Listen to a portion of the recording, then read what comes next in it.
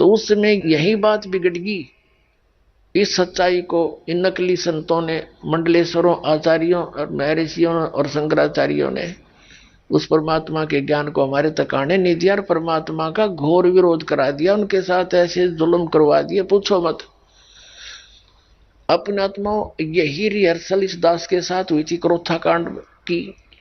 दास यही इनकी खाल उतारने लग गया ज्ञान की। महर्षि दयानंद नकली का समाचार पत्रों के माध्यम से, टीवी के माध्यम से सीडी बनाकर भक्तों को भेजा कि इसके पास खक नहीं, देखो यो महर्षि से इसे महर्षि हुआ करे। इस बात का पता चला नारी समाज के आचार्यों ने। इन्हें सोचा तुम्हारे जूते पड़ेंगे, तुम्हारे अनुयायी पीटेंगे तुमने। दयानंद के अज्ञान का पता लग गया, तुमने आज तक क्यों नहीं बताया हमारे को। तो उन्होंने राजा को और प्रजा को भ्रमित करके आश्रम पर अटैक करवा दिया। मारने के लिए आए, रामपाल को मार दो, आश्रम खत्म कर दो, और बताया नहीं सच्चाई किसी को। तो जाको राखे साइया मार सके ना कोई, तूने तो जुल्म किया सो किया। अब हम नो के न्यू हो गए। क्यों हो गए? क्योंकि श्रद्धालु शिक्षित हैं और सदग्रंथ हमारे पास थे। सब ने देखा कि यू के कारण था। कुछ एक बुद्धिमान भी लोग होया करे, सारे थोड़े एकदम सब आंख बीच कर चल पड़ते हैं। आज बुद्धिमान समाज है। तो उस समय परमात्मा का घोर विरोध कराया और सच्चाई को मिटा दिया कति। अब दास पे कृपा करी परमात्मा कबीर जी ने वैसा चीकरण की, आखिरी सांस तक नो का नो बोलूंगा, चाहे तड़के शरीर चला जा, कोई परवाह नहीं बने।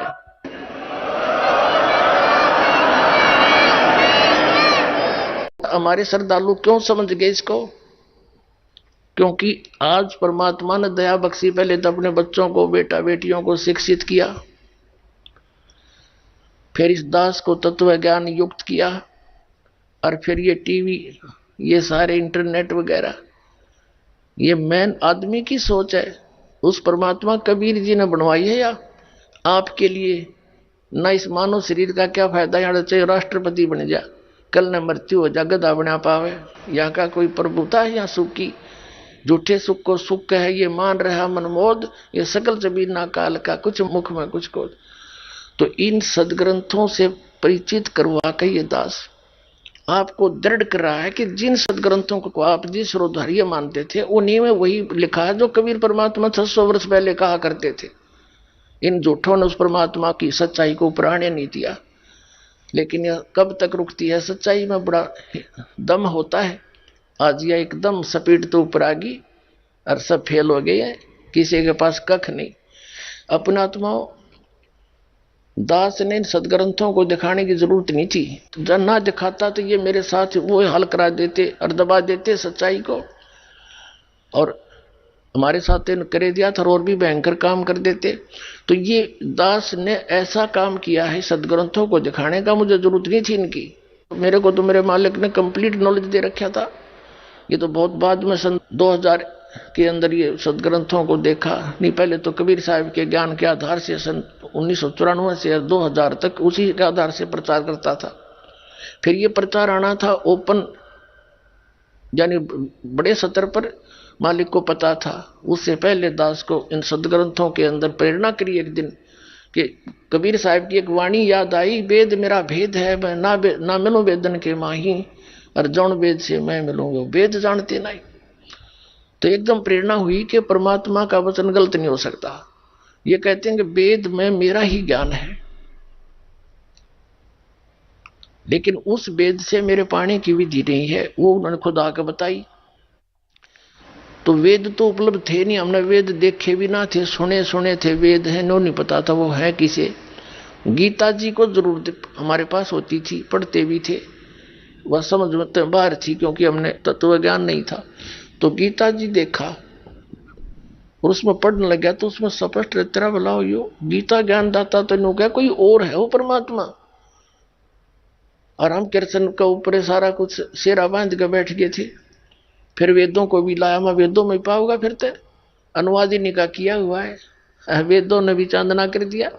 तो अब दास वो वेद और गीता, पुराण, कुरान और बाइबल और गुरु ग्रंथ साहिब, ये आपके रूबरू दिखा रहा हूं, प्रश्न नंबर और अध्याय नंबर बताकर। तो दास ऐसे कर रहा है जैसे एक समय एक अंधा व्यक्ति रात्रि में जावा था, हाथ में लालटेन ले रखी, जला करके लैंप। रास्ते में जा रहा था, आगे से बच्चे आ रहे थे उछल कूद करते हुए। उस अंधे व्यक्ति ने कहा कि देखना बच्चा, ध्यान से चलना बेटा, मैं अंधा हूं, मुझे दिखाई नहीं दे रहा। तो वो बच्चे उसके चारों तरफ खड़े हो गए, कहने लगे एक तरफ तो ये अंधा कह रहा है और एक तरफ ये लंप लिए हुए हैं। उन्होंने पूछा बाबा क्या सचमुच आप अंधे हो? कहा बेटा मैं अंधा हूं। फिर ये लालटेन यानी लैंप किस लिए लिए हो? कि तुम आंखों वालों के लिए, कहीं मेरे में टक्कर मार दो, बूढ़े आदमी ने तोड़ दो गिर के, इसकी रोशनी में मुझसे दूर के टल जाओ तुम, मेरी जान बची रहे, मैं अपना सफर कर लूं। तो ये सदग्रंथ एज ए लैंप दास साथ रखता है कि मेरे से टकराने से पहले अपने सदग्रंथों न पढ़ जाओ। देख इसमें यो लिखा है। तो ये लालटेन का काम कर रहे थे, तो आज हम ऊपर उठ के सबने देखे अपने अपने चांदने में अपने अपने ग्रंथ। दास ने झूठ बोलने की क्या जरूरत है, झूठे तो पहले हम तेरे थे। ये एक पॉइंट भी को कच्चा सिद्ध कर दियो, उसी दिन संताई त्याग दूंगा। कोई बात है यार?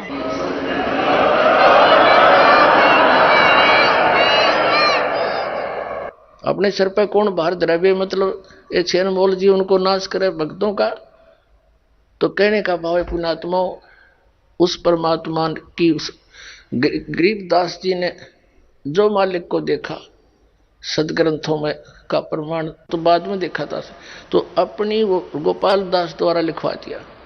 और वो सदग्रंथ आज इस दास के पास उपलब्ध है। वो ग्रंथ आदरणीय गरीबदास जी द्वारा आंखों देखा लिखा श्रीमद् भगवत गीता अध्याय नंबर 4 के श्लोक नंबर 32 में कहा कि अर्जुन, जो ज्ञान तूने अध्याय 4 के श्लोक 25 से लेकर 31 तक सुना, उसमें कोई तो देवताओं की पूजा करता है, उसी को सच्ची मान रहा है। कोई हठ योग करता है, उसी को सही मान रहा है। कोई मुंह पर पट्टी बांध के अहिंसावादी तीक्ष्ण व्रत करता है। कोई गीता और वेदों आदि का पठन पाठन करके स्वाध्याय करके उसी को फाइनल मान रहा है। और ये सब अपनी अपनी साधनाओं को पाप नाशक मान रहे हैं। चौथे अध्याय के 32वें श्लोक में कहा कि जो तत्व ज्ञान उस सच्चिदानंद घन ब्रह्म ने स्वयं आकर के अपने मुख कमल से बोला है, वो तत्व ज्ञान है। और उसके अंदर यज्ञों की यानी धार्मिक अनुष्ठानों की जानकारी विस्तार के साथ की गई है, कौन से करने चाहिए कौन से ना करने चाहिए, वो तत्व ज्ञान है। यहाँ गीता के अनुवादकों ने सभी ने ये गड़बड़ कर रखी है। इसमें चौथे अध्याय के 32वें श्लोक में एक ब्रह्मण मुखे शब्द है, ब्रह्मण मुखी, और इन्होंने उसका अर्थ बनाया सच्चिदानंद घन ब्रह्म के मुख कमल से उच्चरित वाणी उसने स्वयं आकर बोली। जैसे वेद प्रमाण करते हैं कि वो सतलोक से चलकर आता है, अच्छी आत्माओं को मिलता है, उनको उपदेश देता है। वो कबीर देव है, कबीर साहब है, वो परम अक्षर ब्रह्म है। तो इन्होंने वो तो समझ में तीन तबार थी न अनर्थ कर डाले। जहां भी गीता जी का निर्णायक ज्ञान होना था वही इन्होंने उल्टे अर्थ कर दिए। अनुत्तम माने, एक छोटे से बालक ने पूछ ले, चौथी पांचवी कक्षा के न, उत्तम माने श्रेष्ठ और अनुत्तम उसका विपरीतार्थक अश्रेष्ठ। और ये अति उत्तम लिख रहे, जिस तो श्रेष्ठ कोई और ही नहीं हो, झूठे कहेंगे। और वर्ज माने जाना होता है। यह गीता अध्याय नंबर 7 के श्लोक नंबर 18 में गीता ज्ञानदाता अपनी गति को अनुत्तम गति घटिया बता रहा है। और ये नौकर जिस तो उत्तम कोई और ना हो, अगर उससे उत्तम और ना होती तो वो गीता ज्ञानदाता 18वें अध्याय के 62वें श्लोक में क्यों कहता है कि उसकी शरण में जा, उसकी कृपा से तो परम शांति को सनातन परम धाम को प्राप्त होगा। 15वें अध्याय के 16 और 17 श्लोक में 3 पुरुष हैं। सर्वपुरुष तो ये ब्रह्म है, गीता ज्ञानदाता। अक्षर पुरुष ये 7 संग ब्रह्मांड का स्वामी है। और फिर 17वें श्लोक में 15वें अध्याय के में कहा कि उत्तम पुरुष है तू अन्य, श्रेष्ठ भगवान तो इनसे भी कोई और है। और उसकी जानकारी तत्वदर्शी संत बताऊंगे, उनसे खोजो। तो ये अब 7वें अध्याय के 18वें श्लोक में अपनी गति को अनुत्तम इसलिए कहा है कि अर्जुन तेरे भी जन्म मृत्यु सदा रहेगी और मेरी भी रहेगी, मेरी पूजा करेगा तो। और ये कोई न जिस तो कोई उत्तम और ना हो, मारेंगे सट्टे इतने दिन मूर्ख बना दिया, अपना जीवन नाश करा और हमारे बुजुर्ग बना दिए सारे भूत। अब 18वें अध्याय के 66वें श्लोक में एक वरद शब्द है वर्ज माने जाना होता है, शब्द कोश में जाना लिख रखा, और इन्होंने आना कर दिया। जबकि गीता ज्ञान दाता कहता है 18वें अध्याय के 66वें श्लोक में, सर्व धर्मान परित्यज माम, मेरे सतर के ओम नाम का जो जाप तूने किया है, उस 3 मंत्र के जाप में 17वें अध्याय के 23वें श्लोक में 3 मंत्र का जाप है।